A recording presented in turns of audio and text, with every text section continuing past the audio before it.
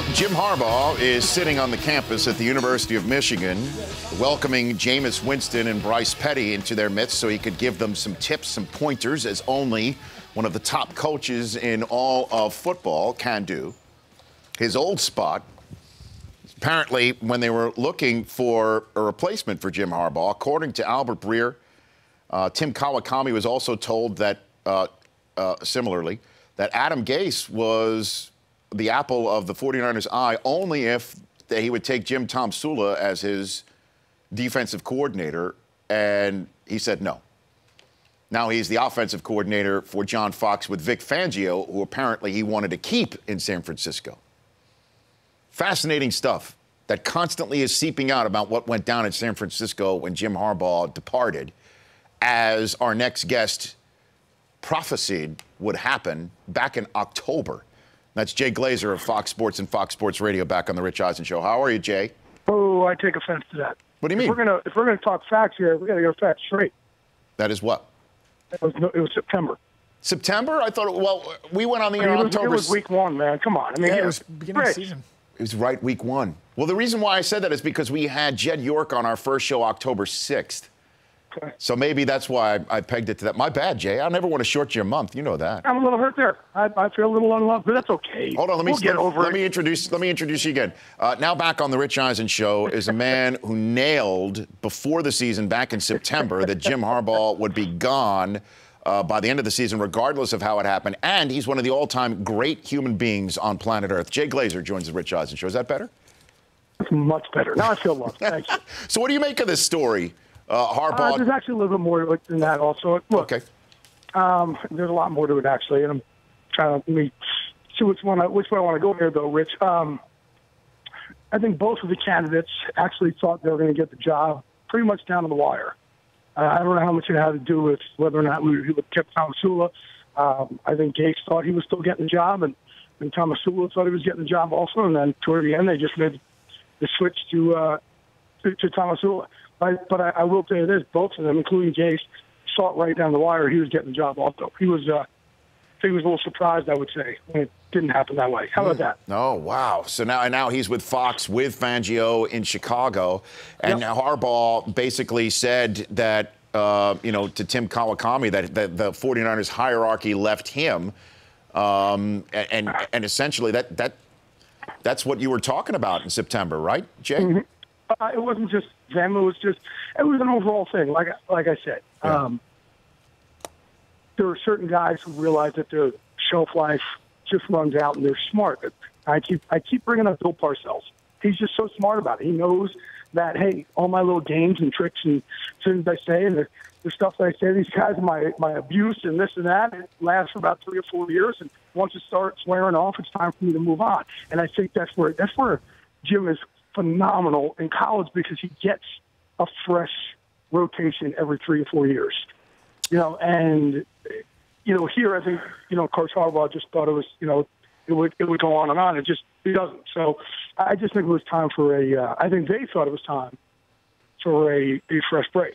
Jay Glazer, Fox Sports Radio, joining me here right now. Does Peyton Manning and the Broncos, does Peyton Manning give, in your mind, Denver a yay or nay for sure, and it's all buttoned up by the end of the combine? Time frame this for me, Jay. I talked to him about it at the Super Bowl. I've talked to him about it a couple times, actually. And, the one thing I keep telling them, he said, and everybody says to him the same thing, is, I know they need a decision, but, dude, you got to make this on your time. This is your life. I mean, this is, and if you have any sort of itch to play another, you got to scratch that until it bleeds. And that's it. And you never want to. We keep bringing up. I think I brought it up to you before, the Tony Gonzalez story, where Tony, that whole last year, he knew he was done. Which ended up being the second last year. He knew he was done. He's saying goodbye at every stadium. The night they lose in the NFC Championship game, I have dinner with him there, and he goes, "Man, I'm just so excited to move on with the rest of my life. I can't wait to go meet with all the different networks. I'm just excited it's over. I just want to move on with this next phase of my life." And about a month and a half later, he calls me up and says, "Hey, do you think Smitty and Thomas will have me back?" I said, "Are you kidding me?" He goes, "Man, there's just that one little tiny thing that's still there. I thought I was ready, and I'm not." And it just goes to show, no matter what, if you have any sort of itch, because you're never going to do it again. You've done something once your entire life since you're 7 years old, and all of a sudden, boom, you will never, ever, ever do it ever again. It's hard. Jay Glazer joining me here on the program. You're one of the few guys to not only report on the Combine, but also train some guys for the Combine. What does the Combine mean for you, Glaze? You know, the biggest thing here I realized over the last couple of years is, look, everybody, for me, the most important run is your run. I got to be honest with you. I'm not just saying that. I love the fact that you're doing that for St. Jude. Have you ever been down there, down in Memphis? No, not yet, but I have. Dude. I've heard all about it, Glaze. It is, believe it or not, they do such a great job down there. And you walk in, you're kind of nervous because of what, obviously the situation, a lot of the kids down there, and they make it such a happy place. There's poems and there's things written on the walls and these murals of these kids writing. It's just, they welcome you in and you're like, oh my God, you feel so blessed to be around these people, man. And it makes you appreciate God, makes you appreciate them. You're doing a great thing, brother. I love it. Well, I appreciate you saying that. And I hosted I've hosted the event that they put on at the Super Bowl last 3 years, including the one for Strahan that I'm imagining that's when you went there. It was with Michael.